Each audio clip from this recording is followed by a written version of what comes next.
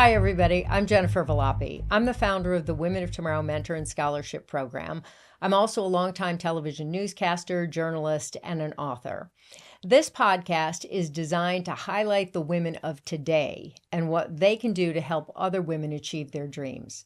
It's all about women helping women, guiding us and helping us to move forward. We want to learn from leaders in their professions who can help you move into your personal power. And I'll tell you, no one is a better example of learning to overcome obstacles than today's guest, Rosita Jo Kaufman. Jo has been a managing director and a financial wealth manager to high net worth individuals for over 30 years now. She's basically managed hundreds of millions of dollars and has been recognized by many prestigious organizations, including Barron's and Forbes, as one of the top women financial advisors. And she's worked at prestigious Wall Street and brokerage firms. She's also, I am happy to tell you, a Woman of Tomorrow board member. Jo Kaufman, welcome. It's so nice to have you here today. Thank you for having me, Jennifer. You were born in the Philippines, and you basically came to this country, to the United States, as a mail order bride. Is that for real? Yes. Tell me about that. The term mail order bride, if you really think about it, is very transactional. I never knew John. He didn't know me. He was looking for a bride, and I was looking to be rescued. And that's how it all got started. What gave you the power, the confidence to say, this is unacceptable, I'm going to create a new life for myself? Where did that come from? I think poverty, really severe poverty that I'd experienced in my childhood gave me the ambition and wanting to really better my life. And that happened, and that light turned on in my mid-20s. I was raised only by my mother. My father was not there when I was born. He had already been gone and left us. Unfortunately, he was so addicted to gambling. And as the youngest in the family, I remember at 3 years old, I was already always with my mother, trying to just be able to put food on the table. I would be with her every single day in the river banks, peddling, boiled eggs, boiled bananas, boiled peanuts. And that has really been, my childhood, pretty much. Those were the formative years where I just knew I have to survive. And because of that, when I was in my mid-20s, I actually really wanted to have a better life for myself, and it's not going to happen in the Philippines. So my best friend and I thought that we should publish ourselves in a mail order bride magazine, and we did. I was married to John for 14 years. Okay, and how did that go? Actually, we're the greatest of friends. So you dreamt of a better life, but where did you see that better life to even be able to create that dream in your head? My father actually came back for us in my 5th grade. Okay. And, I've always lived in a very small town. And when my father came back, he took us to a city called Davao City, which back then, for me, that was like, oh my God, we're going to Davao City. We're going to live there.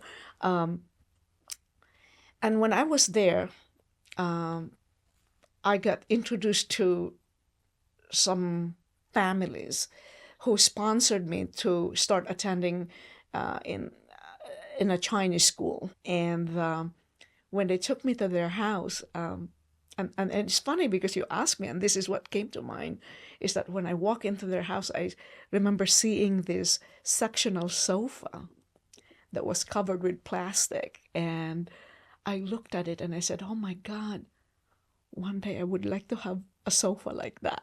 Right. And that's how it all got started. I did very well in school. For whatever reason, because maybe I came from a small town and was on the streets, I was very street smart, and it was something very new to the girls in high school. And I made a lot of friends. And You some mean friends you became being street smart was new for the girls in high school? yes, Is that what you mean? yes. Uh-huh. I kind of achieved some leadership from that.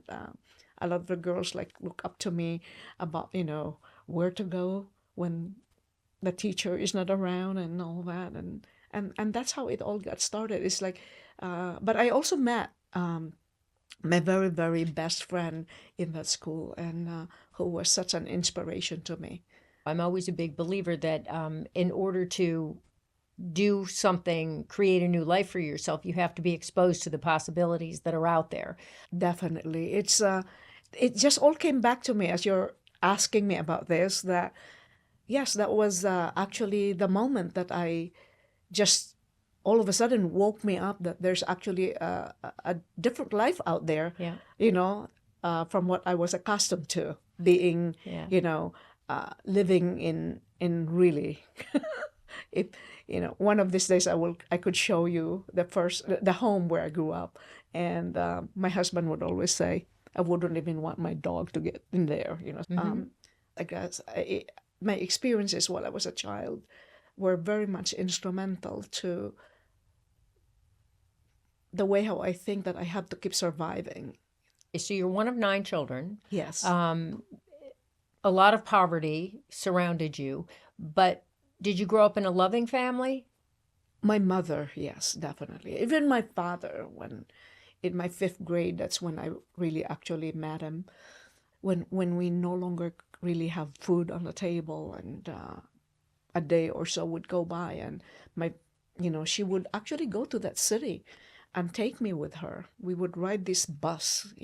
I'd be in her lap. It was like the greatest moment, the happiest moment for me, because I'm going to go see my father, And my job was to actually go ahead and look for my father. There would be like a few buildings, I remember, and I would have to go up this very steep staircase to look for my father gambling upstairs. And and when I find him, I remember I would be so happy, and I would like say, and my father would see me and would ask me to wait until he's done gambling, and he would come out. He would carry me and would go down the steps, and he would give me lollipop or something, and I would sit at the very top of the steps, and I would see my father, and my mother would be downstairs waiting for him. Would go into a fight, and I would actually see my father slap my mother across like that, and I would be like starting to cry, and then after that, like, we would go home, and some days my father would come home. It's like the happiest moment in my life. That's why I love this organization, because it really comes closest to my heart, because I did not have this kind of mentorship that we're offering to these girls, these children. And not that I would have been better off, because again, I think I account for my childhood and all these experiences to be the reason why I always wanted to be a success. But yes, the defining moment again was that sofa. That sofa made a difference in the way where I want to be. That was my wake up moment. I always say nobody ever does anything great because life is easy. You do big things because life is difficult, and you figure out how to overcome those obstacles. Absolutely. I take it you don't gamble. I don't. It's heartbreaking to see the addiction to gambling, really is what it is. So you came here to this country. You're in your 20s. How did you get into the whole finance world? Back in the Philippines, well, first of all, I earned a degree in accounting. Okay. I always loved numbers. I worked during the day and studied at night when I was in college. When I was in college, actually, I worked for an investment firm, and I was an asset gatherer for deposits. And then when I graduated college, I became a banker. I was a teller, and then became an asset gatherer.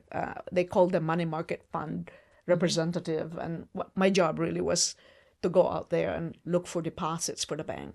This was in the Philippines. In the Philippines. John Kaufman, by the way, was also a banker. He was actually an assistant branch manager at Israel Discount Bank when I came. Okay. So when I arrived, he picked me up. The next day he had to go to work. And I remember, I think it was Friday. So that Saturday and Sunday, right away, we look for, wanted ads for work.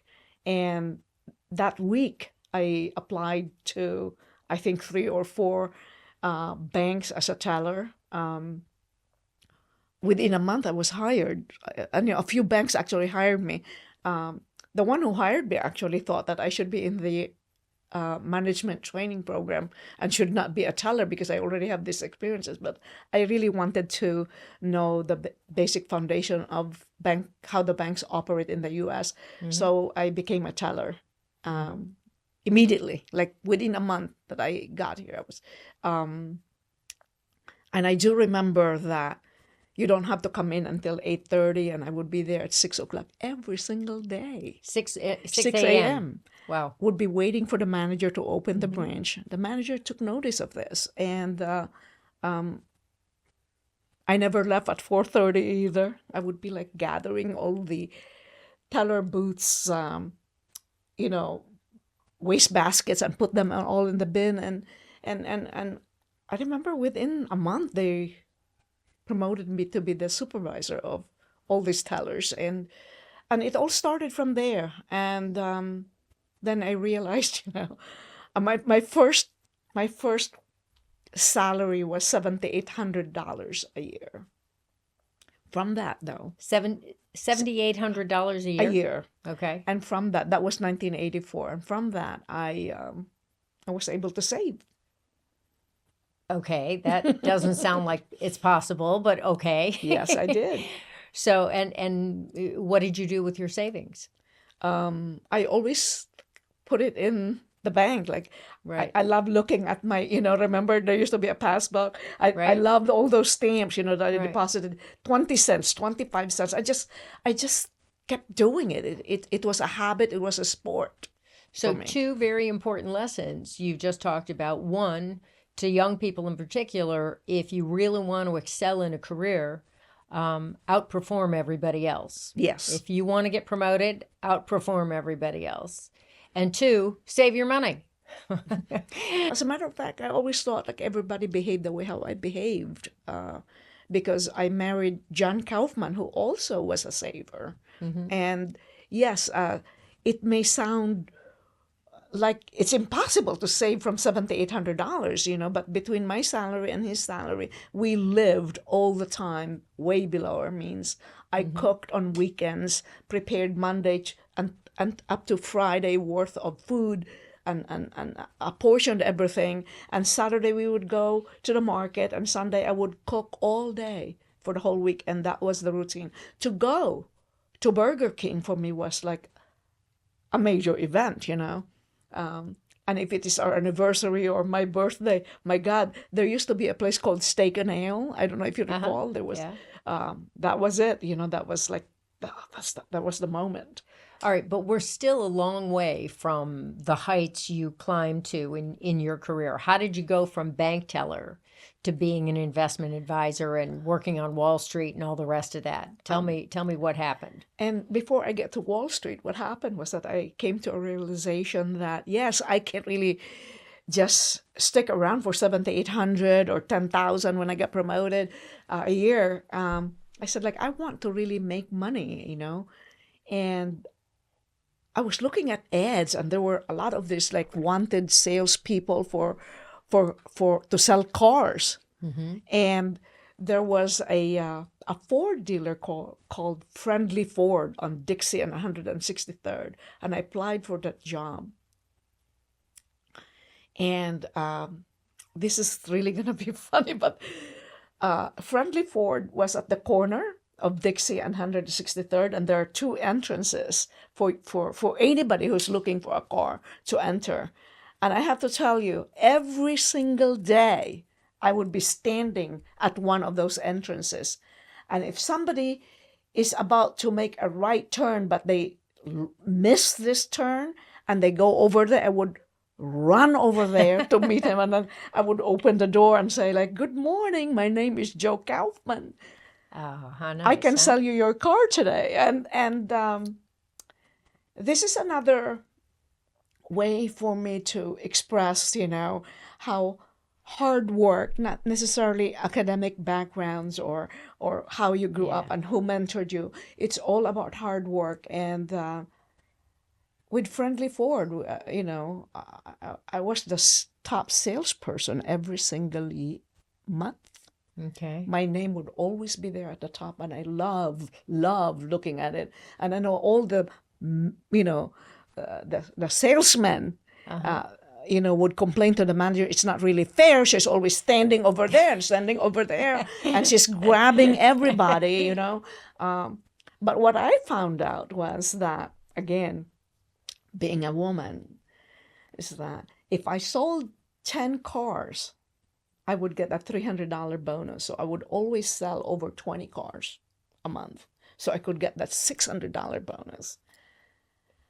But unbeknownst to me, I didn't know I got paid $50 per car, while others were getting paid $100 to $150. Oh, wow. It's probably a character flaw, but when somebody disrespects me like that, like I can't go back, I can't go Right. back.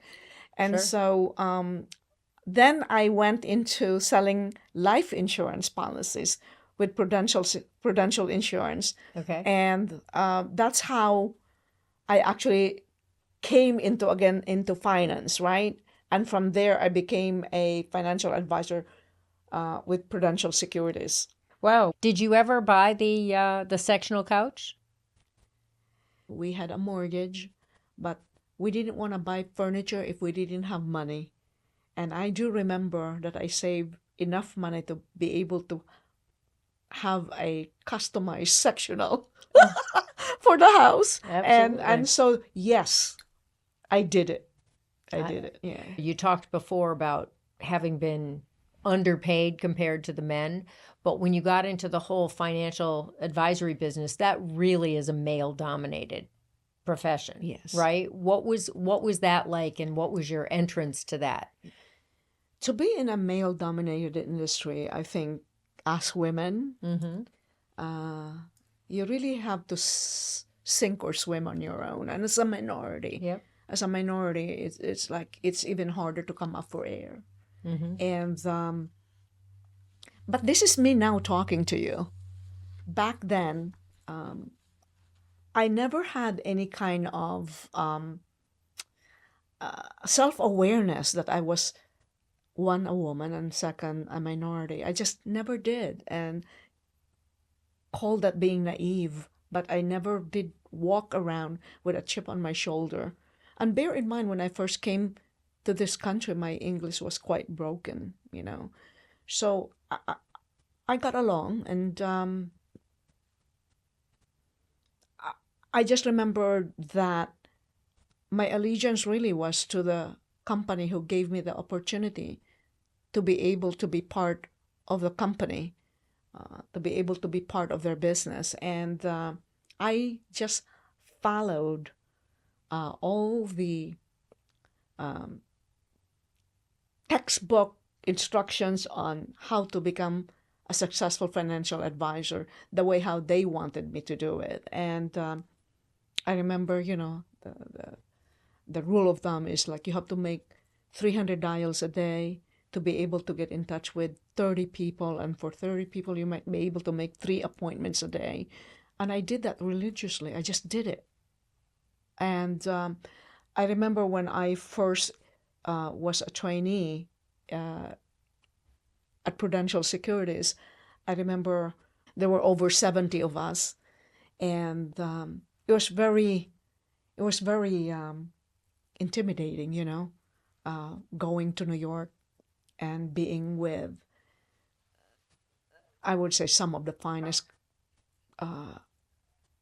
men who graduated from Yale, Harvard, and here I was, in that whole training class, there were only 3 women, and 2 of us came from the same branch And I remember you would have to do presentations, and it was just so intimidating with all these men who really appeared to know what they were talking about.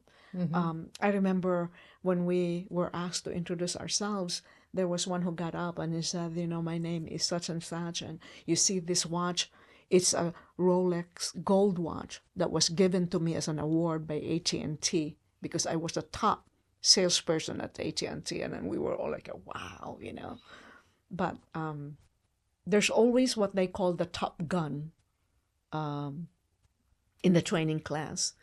And what we all have to understand is that the attrition numbers in this industry is very high. Right. 82 to 88%, attrition.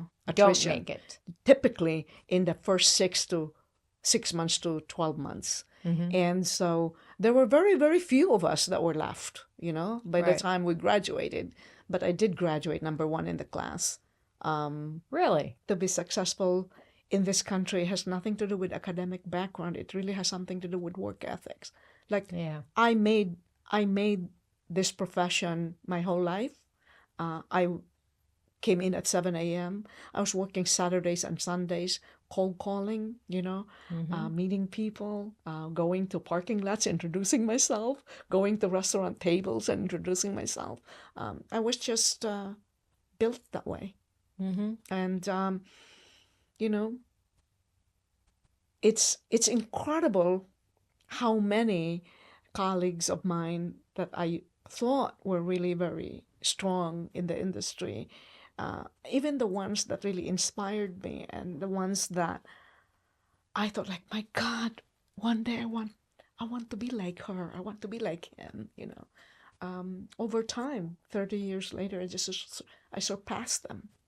So this is really, it's an industry that actually is so exciting for women because the opportunities are there wherever you want to take it to, right? It really all depends on how hard you'll work. It depends on the way how you communicate. It depends the way how dedicated you are to, the integrity of the business. It's about ambition and perseverance, and the willingness to get the job done. Yes. The successful, formula for pretty much everybody in any business, right? Yes. Let's take it to the next step, because now you have built a successful career as a financial advisor, and you're, managing hundreds of millions of dollars, right? So that's a whole different experience, and people are counting on you to handle their money and not lose it for them. Do you think women are more trustworthy than men, are considered more trustworthy than men in dealing with people's finances? I think trustworthiness is really earned. I think both men and women would really have to realize that you have to spend a lot of time to be able to gain the trust and confidence of investors. Yes. And it's important to note that women inherently, we possess these skill sets that actually potentially could be really utilized in a way to our advantage. For example, we're more nurturing. We have patience. And we communicate better, and we can even dig into the emotions, right? And I think investors really look into that relationship more so than results. So that has been the winning formula for you with people. I would assume all the people that invest their money with you trust you, and you're dealing with very high net worth individuals, right? Yes. You've always done that. So, and it worked both ways. I have to also trust the families I serve. Okay. In what way? Sometimes not everybody appears to be who they are, right? We can talk about risk tolerance, about time horizon. We can talk about your goals and objectives. If that is a constant conversation with a financial advisor, as I said, it worked both ways. I would prefer not to have that investor under my management. When should you start investing? At what point in your life should you start investing? I believe that the first financial advisor we actually have are our parents. Okay. They were the first ones that told you to put away your first birthday money, right? Your first Christmas or Hanukkah money. And they were the ones that bought you your first piggy bank. And I think it starts from home.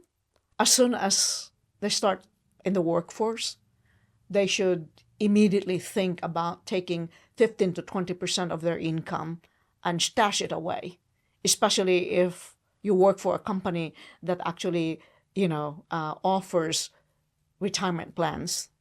So when you're a young person, should you be putting money in an IRA or a retirement plan? Absolutely. Or should you be investing it in the stock market? When you have a 401k plan, actually the administrator of that plan offers you different types of investments that you could access Right. from ETFs to mutual funds. Right. And therefore, it's really a gateway for you to be able to get acquainted to what investing is all about. Now you have a little bit of cash. What is the best thing you should do with that cash? Should you be putting it into the market? Should you be saving for a house? Should you be buying bonds? What should you be doing with that? My advice always is to make sure when you're already in the workforce that savings should be for emergencies. And the rule of thumb is that you should have 3 to 6 months of living expenses, Right. Stash in your savings. And that should not be committed to anything that is a long-term commitment. So when it comes to anything in excess of that, for as long as you're not going to come to your advisor and tell them, like, I have this 100,000, but I'm looking to be buying a home in a year or maybe in less than a year, that money has no business being committed into the stock market. That should really be in cash. So It that should would be be in a your savings savings. account of some sort, Yes. preferably a high yield savings account if you Yes. could find Today you one. can really actually have, high Yeah. yield savings accounts, right? Yeah. It used to be before 2019, it was like it paid a zero. But now, easily you can access, anything from 3.75% and below. Any banks offer it. When do you actually hire a financial advisor and how does that work? So bear in mind that majority of the financial advisors, they do have minimums, so I think the moment that you really think you have put away enough, that you qualify those minimums, and each advisor have different minimums, Like what? What would a minimum be? I know my million? advisors right now, they require for you to have at least 2 million. So, and there are advisors that require only 100,000. Okay. So, my advice is if you don't have enough to be able to meet those minimums, there are a lot of guidance online that you can actually tap where and actually tells you how to get started. And for the women of tomorrow, girls, please don't hesitate to talk to me, because I'm all about giving back, and I'll be more than happy to guide them Oh, that's on wonderful. how to move forward. I think again, it's very, very individualized when a financial advisor actually puts together a portfolio construction for a client. My take is that for myself is that I wouldn't own a company because I'm renting it. I own it, and therefore I have to be committed because of all the fundamentals and the technical analysis that I've studied, that this actually is an equity, a company that I would like to own for a long, long time. So I'm not one of those that, again, it's a very individual take on, Yeah. trying to cut losses or miss opportunities. It's very individualized. So investing is long term. Yes. And the time to get in is always now because you can't time the market. Never time the market. So tell me this, how much money do I need to be rich? It's a good question. The last time I've read about that, an American citizen on average should have $2.5 million to be considered wealthy. Interesting. And that's really about 2% of the population. So you're saying 98% of the population are not considered rich. Yes. Or at least, but they may consider themselves rich. Sometimes I remember Frank Sinatra used to give a toast that was, may you always have one more dollar than you need. And if you have one more dollar than you need, you're rich, right? So maybe there's other different ways of times. looking at it. Yeah, different times and different ways of looking at it. Your best investing advice for someone just getting started out in investing would be what? Start early. I think for our women, for our girls, my God, they have the best commodity, which is time. Mm-hmm. They have time in their hands to be able to accumulate wealth. And so my advice is, as soon as you enter the workforce, please remember, just stash away 15 to 20% of your paycheck. And before you know it, 30 years later, you'd be very, very surprised what compounding, returns can do. And it's very empowering, Jennifer, to be able to be retiring and know that you actually amassed this kind of wealth. Really? Because yeah, definitely. I think money becomes very, very important as we age. What do you do in terms of market volatility, though? That's always such a scary thing for people, and that's when people tend to pull out of the market. How do you handle market volatility? Mm-hmm. Think about it. The S&P 500 actually had experienced over a dozen market crashes, since it started in 1957. And every time there's a crash, a lot of emotions, take place. Some would have panic attacks that they actually become panicky and would tell Jo Kaufman, get me out. I don't care what you say, get me out. But that's the power having a financial advisor, is that your financial advisor, that is what he or she is there for, to be able to actually hold your hands and remind you that during the full discovery meetings, we have discussed about this. And, I've gone through so many market crashes and corrections, and actually a bear market as well, that in all of my lifetime as a financial advisor, I only had 2 households who did not listen to me. And, I'm very, very fortunate. For those who listen to me, I made such a big difference in their life. I mean, I've certainly done that myself when I've seen, markets crashing, and I'm like, no, I want out, because why should I ride it on the way down? I've never entirely understood that. And the only good answer I've ever gotten is because you might miss the opportunity on the way up. Which is very true, Jennifer. How do you know that it's not at the low when it was there's so much pain, right? So painful. Mm-hmm. On the day that you called your advisor, how do you know that was actually not the low? Mm-hmm. How would you know it's not going to recover a week from now? So it has to be instilled that your time horizon has a lot to do with how we constructed that portfolio for you. It's supposed to withstand good times and bad times for you. Is saving cash actually a mistake? Not at all if you are doing it for it to be your emergency monies. Okay. But if you're doing that because you don't like to take on risk, and the time horizon for that money is really like for years, then it is wrong. Because think about it. Let's just say it doesn't pay any interest, right? And I have $100. come January 2027, if inflation is around 10%, I only have $90 purchasing power, and then 810 by the next year, and then 720 the following year. So it doesn't make sense. It's losing money. What's the fastest way to pay off your debt?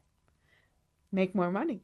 Oh, I there think you go. I think if you how do first of all how do we get into debt, right?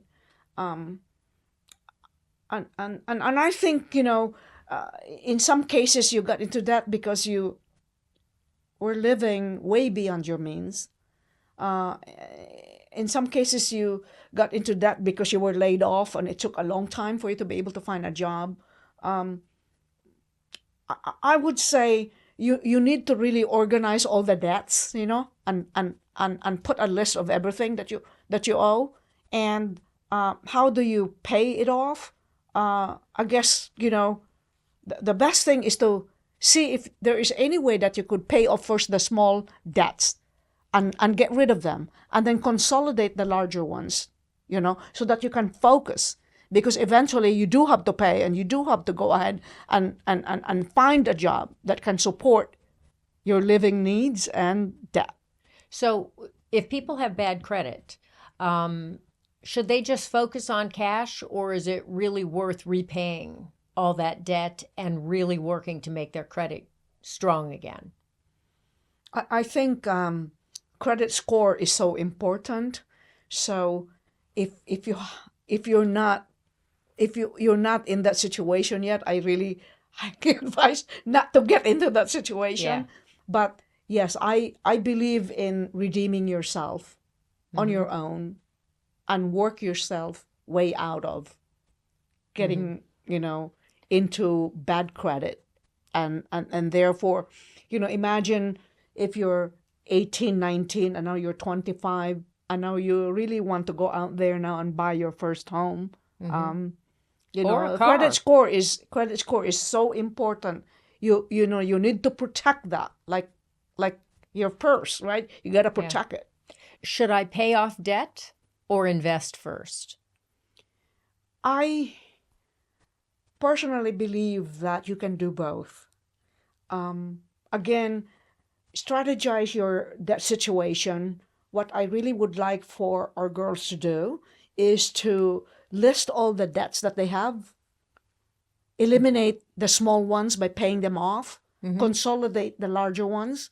And once you have a clear understanding of how much you need to put away to be able to pay down the debt, then work yourself, to be able to put away money also for investments. Do women invest differently than men? If your financial advisor is stereotyping you as a woman, that because you're a woman, you are more risk adverse, right? You are actually someone who could get very emotional when times go bad. But actually, that's a very dangerous assumption, because first and foremost, women actually can handle anything emotional better, in my opinion, because we're built that way. As I said, we're built to be able to communicate, express ourselves. It's also dangerous because it actually widens the gender wealth gap that has been created from the beginning of time. Because women, as a whole, we make less than men, and yet we live a lot longer than men, right? So healthcare alone, require for us to be able to build wealth as aggressively as men could build them. And therefore, yes, you shouldn't treat a woman, investor differently than a male investor, because we can handle it. We probably are better decision makers on, what sectors I want to be in, and I'd prefer this than that, right? So, when the markets get scary, what do smart investors not do? Not panic. never think that, every time there is like hardship in the market, people would say, oh, this time it's different. It's never different. As I said, the S&P 500 has market crashes over a dozen times. What can actually break someone financially? When you're not diversified, when you only bet all your dollars in one company, one sector. My advice is always to make sure that you are diversified in different sectors, and within those sectors that you're diversified in different businesses. That's, if you think about it, if the S&P 500, the risk that you're taking there is the risk of volatility. It's never the risk of losing your entire capital, I think. Because if you do, it doesn't matter if I have money under the mattress. It's probably worthless.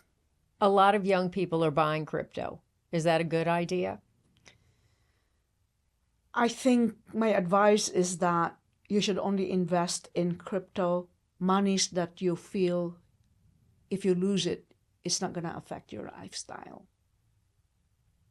And when you look back at your investing skills, what should you expect from a rate of return as a young person investing, and what's the maximum you could expect as a rate of return? Back in the days, we really thought that 7% was what we could expect, 7 to 8%. Today, as you can see, the S&P, yields about total return of more than 10%, 10 to 11 to 12% on an annualized basis. I'm more conservative. Back then, I would always tell my clients, for every $1 million they have with me, I can only really produce $50,000 worth of income. So that there is always cushion, and I don't want their investments with me to be scared money. So for a young new investor, I would say go with what it is now, which is 9 to 10%. That's what you can expect long term for any money that you would have invested in any of these indices or individual securities. Okay, and then if you have a financial advisor, how much can you expect? When you have a financial advisor, I want you to know that those numbers become more conservative. More conservative, not less. Because financial advisors would always take into account who you are when we profiled you. When you tell me that, if someone, if this stock can take you to, from 100 to 1,000, but before you can hit 1,000, you could go down to $50, and you'd tell me, no, I don't want anything. That's why you ask me, is there a place for bonds in the portfolio? And financial advisors are trained to make sure we manage the risk. It's not all just about returns. This young girl growing up in the Philippines, did you ever imagine you would be where you are today? No. I imagined myself being always like a stellar performer and always would excel in anything I touched.